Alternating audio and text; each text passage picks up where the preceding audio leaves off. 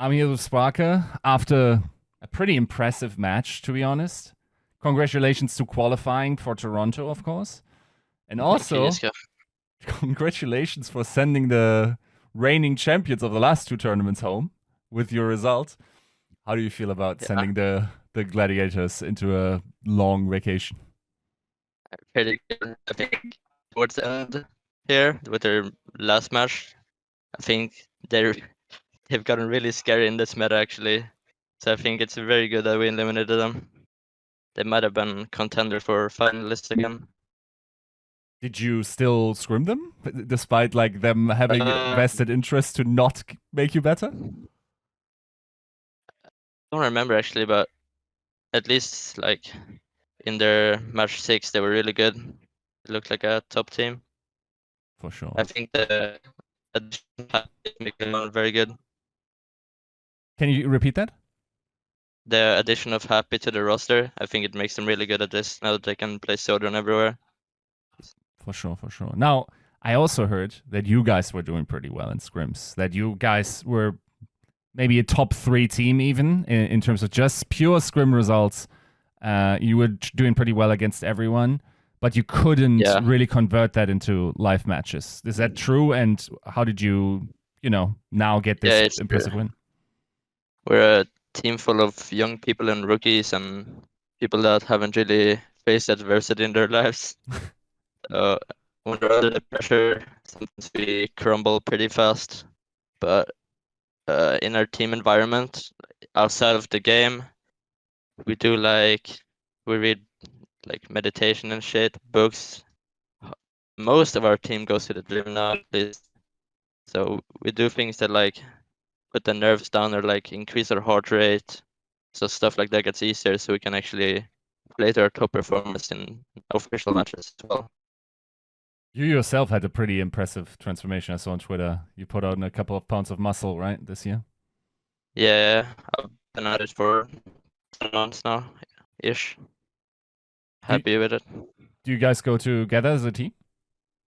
Uh, we used to, but we go at different times. And some people go to like real gym with payment, and some people go to a Cloud9 gym that's like 1 minute away. So it depends. Right. Now, of course, we also want to talk a little bit about the game. It felt like you guys started kind of slow. Toronto looked like they were had an advantage early on. He's certainly on the Ash. How do you think? What was the problem, map one? I think it was individual performance. I think we fucked up a lot and didn't really hit our shots and stuff like that. So I guess it was like kind of a warm-up map, but yeah, didn't play that good. How do you generally think about this meta? Because I think a lot of people are saying, okay, this is mostly down to team coordination, but the Sojourn still has the pick potential where you can make a big difference each fight by getting first picks and whatnot, right? Yeah, I think Snowden versus Ash, you need to play around when you have shot on Snowden a lot. Otherwise, the Ash is like more DPS and more uptime if you just like always brawler. And also carrying your dynamite in every fight, very important. Otherwise, you just get 5-man dynamite and then intel. It's like such an important ability. Yeah, that's about it. It felt like you really warmed up like after the first map and really, got to find your picks and also really Yeah, work the overclocks. Did you do anything to get warm, or do you think okay, you needed that map and then after that it was fine? yeah. First map, I think we all just the nerves hit us, but after that, we could perform to our top. I usually play like that in scrim, but usually just super nervous. But I'm glad I could perform like that today, so we could make it. Sure. Now, of course, we also have to look towards Toronto, which you qualified for, and it's kind of interesting considering like you had very good scrim performances, but then I mean you had a score that where you still had to sort of see that you make the qualification. So like in live matches, maybe that wasn't as impressive. What did you expect? Like if you're Shock or Dallas, do you pick you guys in the first round just to because of your results, or do you think okay these guys on scrims are actually really competitive? do not think we're first pick. Maybe last even. Some teams would pick like, I don't know, and maybe they think they pick Washington before us, Vancouver before us. Maybe Toronto, but it's like 50-50 between us maybe. Some people don't want to play against Ash, maybe. Yeah. Don't think we're first pick at all. Do you think it's like on paper it's just Dallas currently being the scariest team in Toronto? Yeah, I think so. Dallas and then Shock. And then us maybe. For sure. Are there any other teams that have given you trouble? Any team is good, honestly. I think it's some teams are very 50-50. A good day or bad day, you can roll them or get rolled. Sure. Now, last time in Hawaii, I think it was for a lot of you guys, it was the first LAN environment. Yeah. It seemed like you, maybe not against Atlanta, but then against the Mayhem, for instance, you guys seem to underperform in the LAN environments. Was that something that where the nerves also caught up to you? Yeah, definitely. I think we should have easily freed the team at the current level they were at and we were at. But the nerves just like hit a bunch of us and yeah, we just fucked up really, really hard. For sure. Do you think this is going to be better in Toronto now? Honestly, I'm not sure, but like I said before, we're working for it. Gym, meditation, everything. Hope it can be better this time, and we can get pretty far in this meta, I think. I think a big difference here is also that there will be a crowd, right? As far as we know. So, do you think that impacts the situation at all? Yeah. What did you say? What up? What did you say again? Do you think the crowd being there will impact your performance at all? Maybe. Yeah. Some people maybe get more nervous if there are people there, or some people can get pumped up. For sure. Might be good for us, maybe. For sure. Now, is there a team that you kind of want to play because you maybe didn't get to play it at this stage, or you want to show that you can beat them?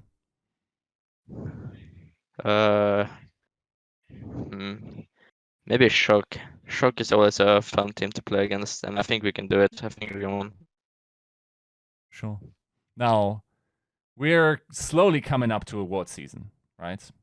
There's the team awards, the coaching awards, but also the player awards, of course. Now, I think one award that always gets brought up for your team specifically is because you guys are so heavily outperforming your budget that it has to be have something to do with coaching. Can you talk about the qualities of ChrisTFer this year? Yeah, I think we're always so prepared for every map, and we just know what to do on every map thanks to him.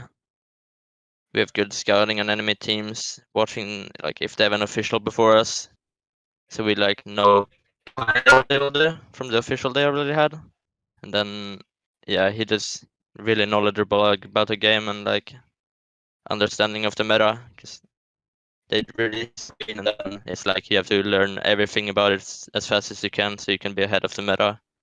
And I think he just really cracked it after maybe one match, and after that we had a lot of knowledge better than other teams. For sure. What did you think, like at the start of the season? You see the roster, you see your setup. Did you think you were going to have as much success as you're having right now? I don't think we had that much, but we're all pretty good at the hero. I think we have like maybe top 1 or top 3 Brig. Hadi is really improving the Queen. He's maybe also there in top 3. And then when Backbone is on his best day, he's honestly like a proper on the Genji, I won't lie. Against the Houston, he's just playing insane. He's the best player in our team when that happens. And then, I think we're all just pretty good on the heroes in the meta right now. What do you think generally over this season? Because another couple of awards are coming up, for instance, is Roll Stars. Do you think there's someone in your team that's underrated, maybe even yourself, that should be considered in these roles? I don't think I'm that consistent in the officials, but if you think about maybe main tanks only, I think Hardy had a superstar performance on Ryan and Ball early on, and I don't think anyone beat him when it came to Ryan. So I think he's maybe up there in main tanks. For sure. Now, let's say you can't say anyone out of your team and you had to talk about the MVP. Who's your MVP so far? I think my MVP would be Kevster. All I right. think he's always performing good in every scrim. I mean, every official, I mean. What would you And tell someone if they said, like, I mean, it's proper, ahead of Kevster? What would your argument be? I'm placing him at my Rookie of the Year, so I give Kevster my MVP and Proper my Rookie of the Year. I think it fits him the best. For sure. Because Proper can't get both of them. And if you can't say, let's say, Coach of the Year ChrisTFer, who would you give it to?